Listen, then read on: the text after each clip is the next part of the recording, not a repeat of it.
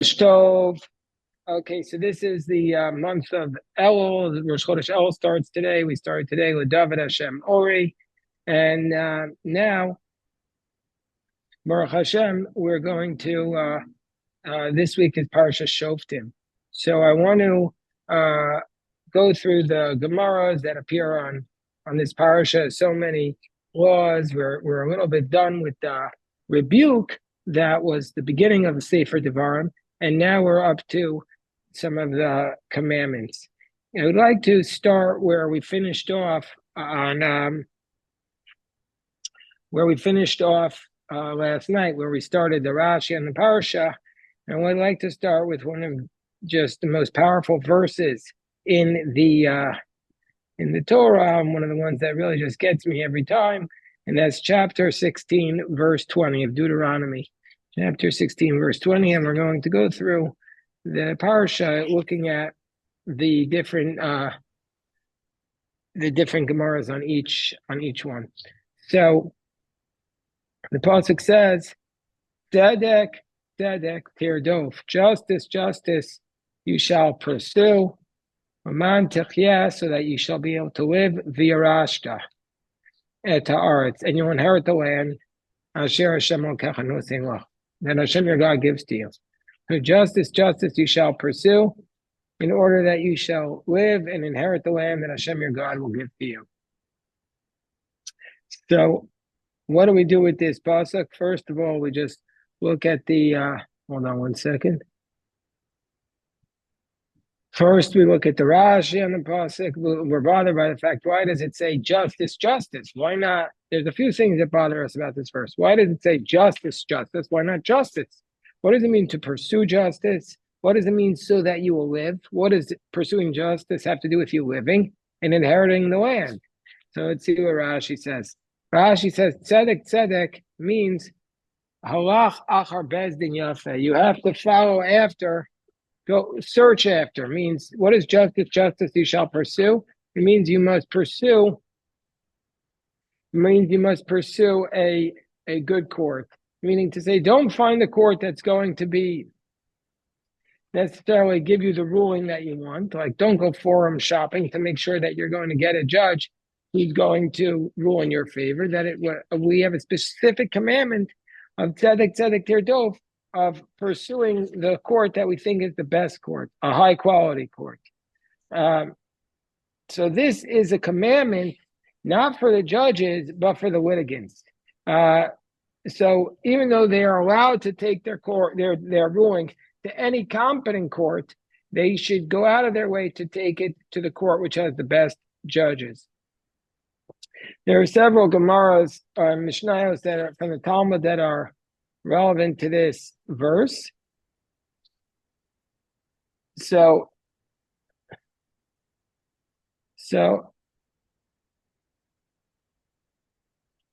the first is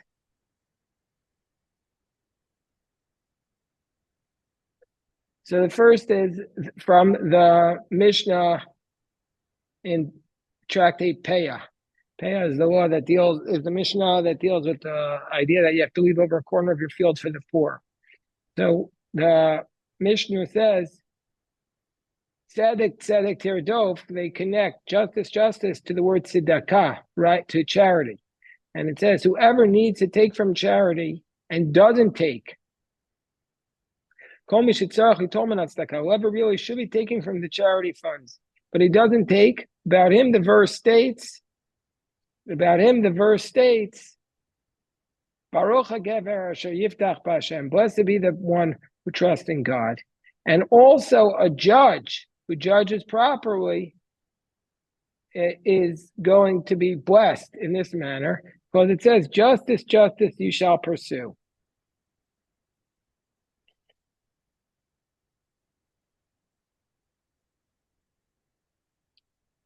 So meaning to say that the judge who judges properly and isn't afraid of the consequences of his ruling, isn't afraid that he's going to be, let's say, castigated politically or isolated socially. About him, the same verse applies. Blessed be the one who is blessed be the one who trusts in Hashem.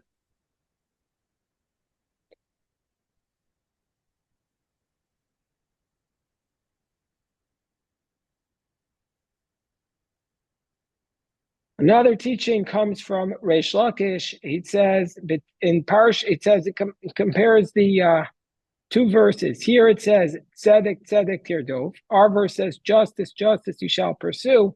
Whereas in Kedoshim, it says b'tzedek tishbot tamitecha. With justice or righteousness you shall pursue your friend. So how do we deal? Hold on one second. How do we deal with this, with the anomaly? So,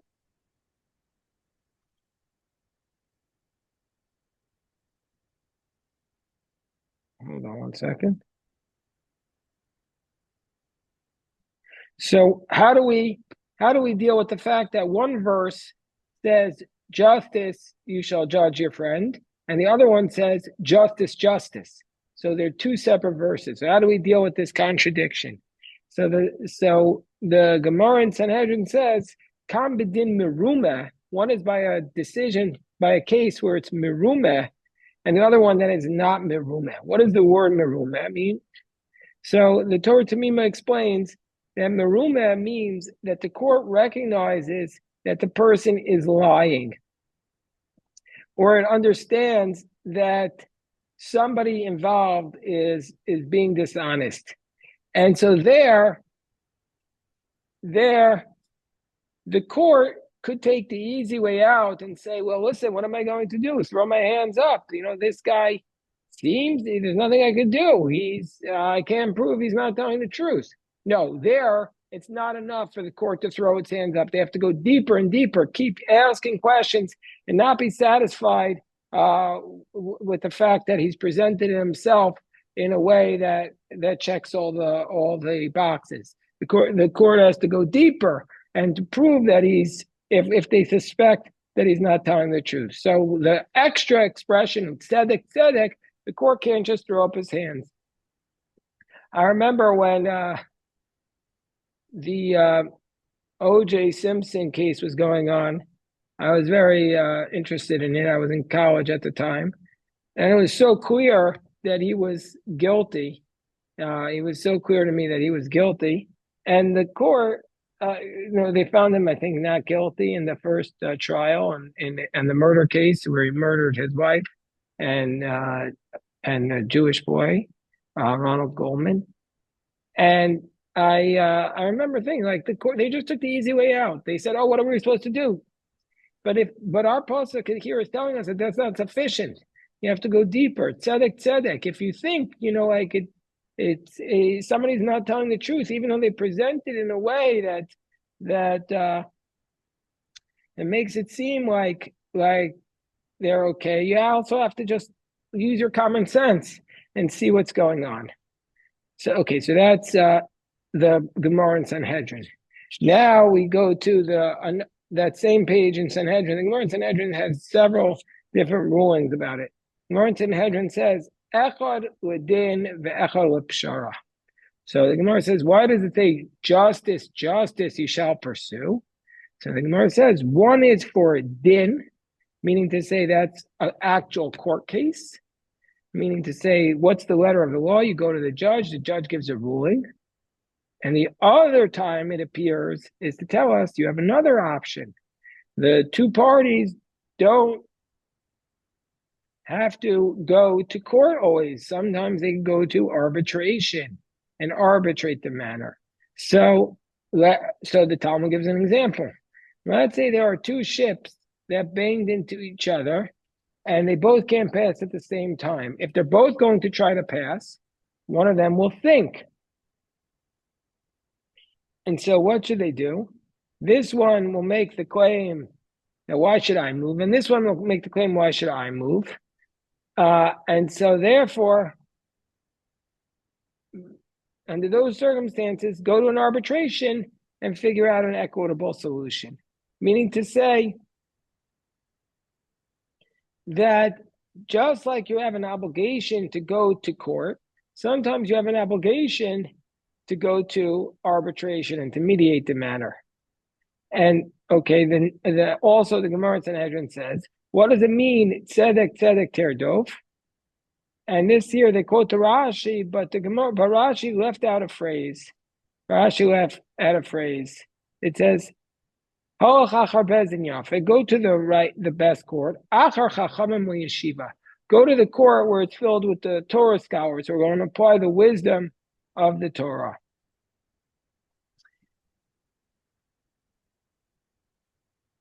Okay, one more ruling, and this is the way. Probably it's most often cited today, and let's say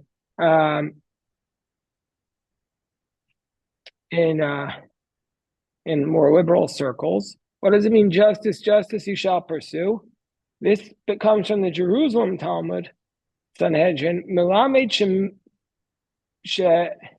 mitzvah al bezdin hafech b'schut b'dinei nefashot. It's a commandment for the court when it comes to a capital case to overturn the case to try and find a merit on behalf of the person who has committed the capital offense. And so we see from here that by a capital case, you have to look and always try to find the merit, and it's an extra commandment.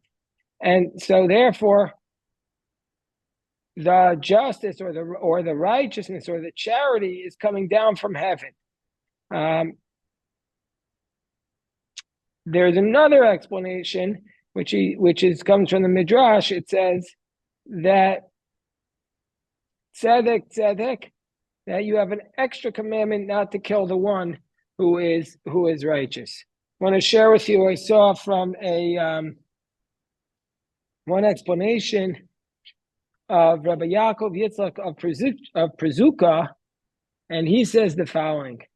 What does it mean, tzedek terdof? Okay, this is going to be wild. Hopefully you'll appreciate this like I appreciated it, but hold on one second. Make sure I quote it right. Hold on one second. Okay.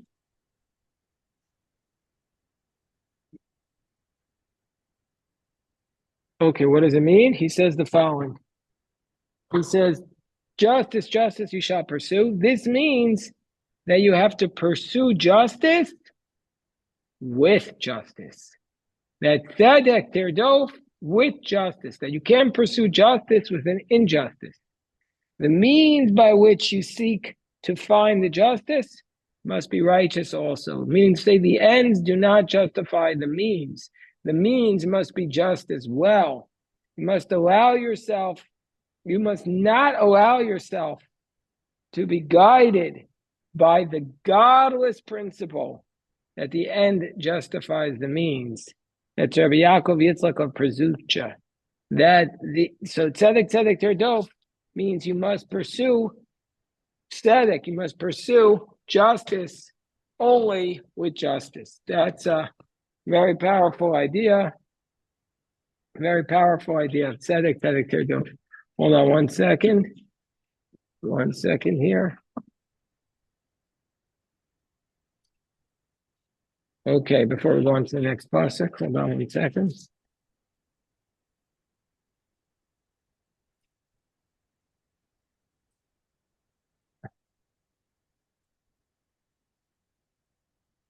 Okay.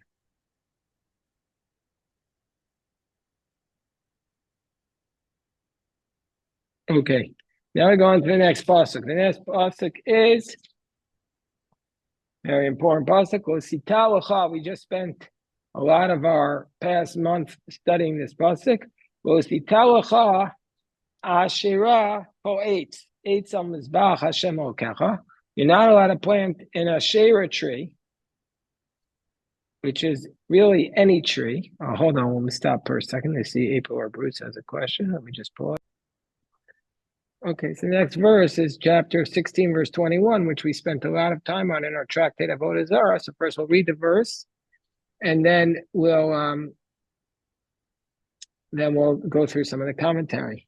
It says, Lo sitalacha asherah kol eitz.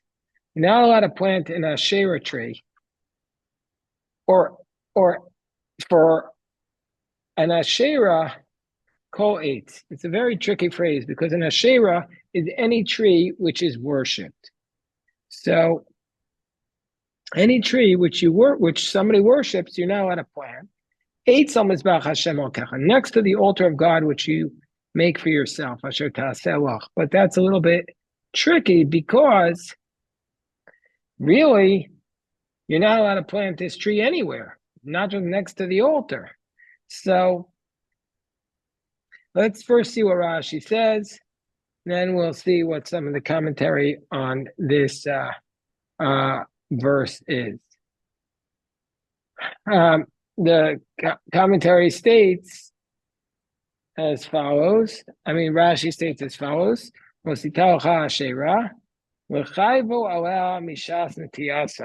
That let's say you plant this tree, and even if you don't worship it, just from the moment you plant it, you're in violation for planting it. Because we already have the prohibition of worshiping a tree. So here we're commanded that even if you didn't worship it, if you plant it that way, it's going to be prohibited. And then it says, you're not allowed to plant it next to the altar. So what is this commandment about? Rashi says this is specifically a commandment for somebody who plants a tree and who builds a house, any wooden structure on the Temple Mount. Meaning to say, idolatry is always prohibited. So here, when the Torah is telling us is that you're specifically not allowed, there's an extra prohibition to plant a tree or build a house on the Temple Mount, which is, I was at the Western Wall Plaza in the Old City overlooking the Western Wall and the Temple Mount, and you see on the Temple Mount that this is being violated today because when the Muslims were, and they still have quasi-control over the Temple Mount, even though in 1967 the famous phrase was, Har Habayit biyadenu, the Temple Mount is in our hands. It's still run by the Waqf from Jordan, and they planted a lot of trees there, even though for us, that's a violation, that's a prohibition. So it's basically saying, this is in violation. Some wanted to say that for this reason, we can't have any wooden structures in a synagogue because the synagogue is a mini temple, and therefore the Netziv wanted to suggest that you can't have any wooden structures in a synagogue for that reason. But this was not accepted. People did not accept this. The Baal HaTurim takes it to mean two other things. He says it means, he has it meaning like symbolically. What does it mean? You cannot plant an Asherah next to the altar. He says that means you have the numerical value of a righteous one next to a wicked one. Or actually, even before that, he says the Asherah is the equivalent, the numerical value of a judge who is not fit. Dayan she'eino hagun. So the Talmud tells us in Sanhedrin that whoever appoints an unqualified judge is considered like they planted an Asherah tree, idolatry. And if you appoint an unqualified judge in a place where a qualified judge could have been appointed, that's the equivalent of planting an Asherah tree next to the altar. So we see from here that if the society is appointing judges who are not qualified, that's a direct violation of the Torah. That's an obligation upon all of us to make sure that qualified judges are appointed in our communities. And then it says, you cannot have an Asherah tree next to the altar. So this refers to, you cannot appoint, basically, you cannot have a Rasha Eitzel Tzaddik, So the wicked one next to a righteous one. The wicked one is compared to the Asherah tree, and the tzaddik is considered to be like the altar.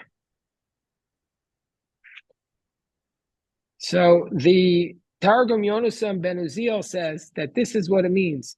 Just like you're not permitted to set an Asherah tree at the side of the altar of Hashem, you're also not permitted to put an ignorant man with wise judges to teach you what you're supposed to do.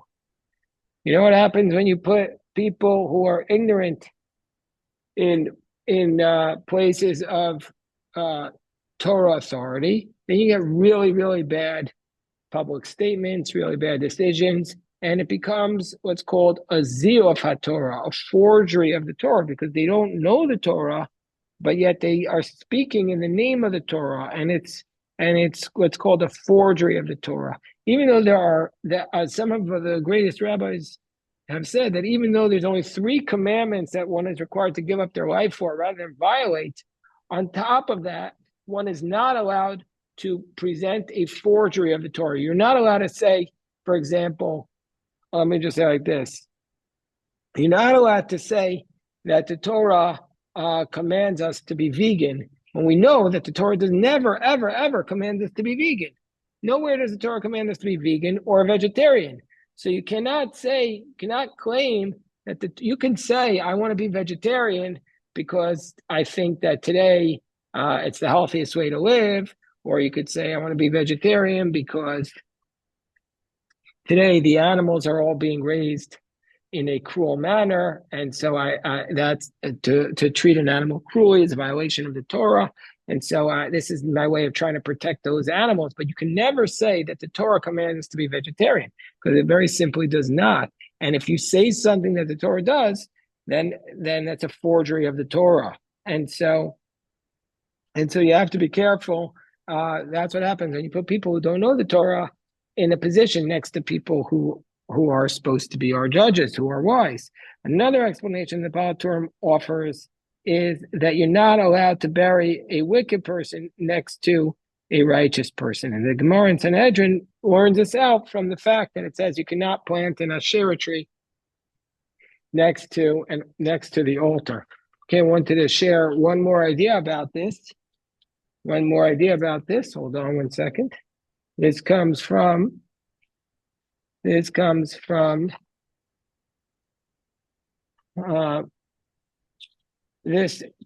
Avnei Azel, who is I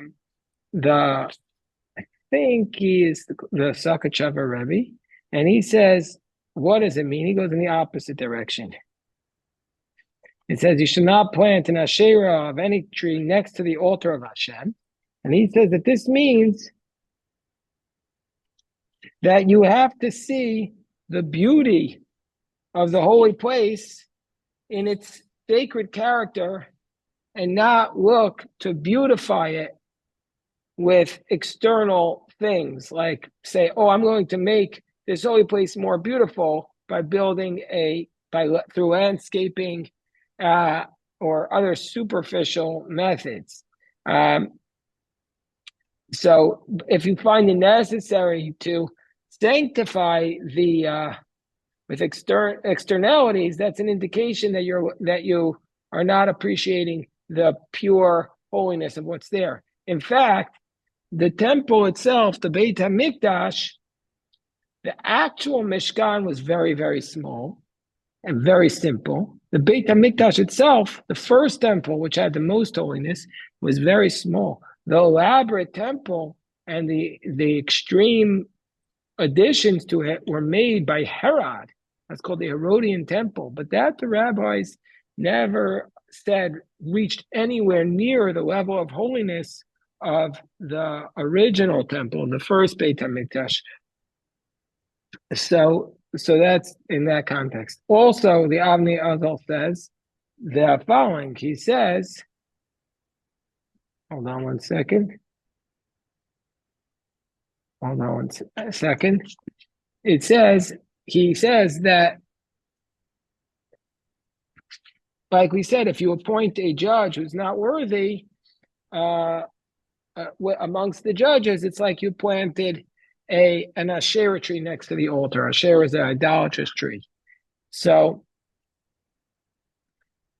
he says this means if you're guided by the superficial considerations, for example, if this person is charismatic or handsome or a very good speaker and not looking at their inner soul, then that the piety and the morality required, that's like you planted this Asherah tree. So basically the rabbis are taking this idolatry to mean something broader, that something that turns our heart and our soul without looking at the essence of the soul, something that clouds our ability to see clearly. So it's not just bowing down to an idol, it's something that distracts us from the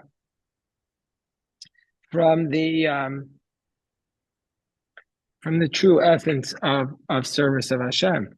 Okay, let's just look at the next pasuk. The next pasuk states, "Lo takimucha matzeva asher sanei Hashem Elokecha." Hold on one second. We have. I can't wait to hear this Geshmak. We continue with this next pasuk, which is a verse we also just had in our Gemara in Avodah Zarah. The pasuk tells us, you're not allowed to set up a pillar, asher sonei Hashem Elokecha, which Hashem your God hates. So the Gemara, we just had a discussion of this in Tractate Avodah Zarah, and interestingly enough, the Torah Tamima doesn't cite it, but it says, but it was like around 2 weeks ago, we had this Gemara, and the Gemara, so it was basically around the Nun Beis, Nun Gimel. So the Gemara tells us, what's the difference between a matzeva and an altar?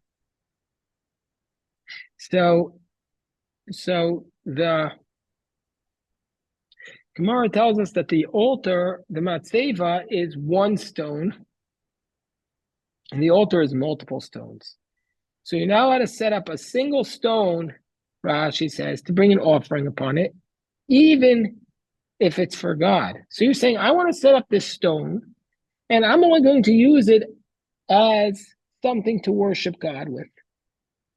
You're not allowed to do that, even though you're going to do everything properly. The stone itself, this single stone as a form of worship, is something God hates. Why? So why? Rashi explains. It says in the verse, which Hashem hates. What do you mean? Why does God hate it? You're using it for God. Says the Rashi, Mizbach avanim, an altar of stones, umizbach adama, or an altar of earth, tzivalaso. That's what God commanded to make. Ve'edzu saneh, this commandment God hates. Kichol kaitala knanim, because it was a law for the Canaanites. And even though it was beloved by God at one point, in the days of the patriarchs, because it says earlier in the Torah, in Genesis chapter 28, verse 18, also in chapter 31, verse 45, and also in chapter 35, verse 14. Let me just cite the actual verses. Let's cite the actual verse. In Genesis 28, verse 18, let me just cite one of the verses so you can see it. It says here in Parashas, at the beginning of Parashas Vayetze, it says, Jacob Vayasem Osam Matzeva. Jacob woke in the morning, this was at Beit El, and he made a matzeva. So it says that our patriarchs did it. So how come it says that God hates it? It says our patriarchs did these idols. So he says, but now he hates it. Achshav Sineah. Now God hates it. Me'achar sha'asua elu chok avodah zarah. Because since these Canaanites made it, they made it a custom for idolatry. So it was something which we loved, but now they hate it because the Canaanites made it a custom for idolatry. So the fact that the Canaanites made it a custom for idolatry is what ruined it. Means to say we could have had a practice which was beautiful, But once the others started worshiping in that way, that made it abominable. That it's the association with other faiths worshiping in that manner. And hold on, just before I see you have a question up, I want to read a context in this. This is the idea, say some of the commentaries, that once a custom or a thing that is good in itself is taken over by those who are against what we're trying to do, and it's become identified with their ideology, we have to keep away from it because now it has become something that's hateful. So it's a very tricky concept, but since everything we do is symbolic, so therefore sometimes we do something which we were doing it was fine, but now it's no longer good because people who are against the core principles we believe in are also doing it. Okay, let me stop for a second. I see you have a question.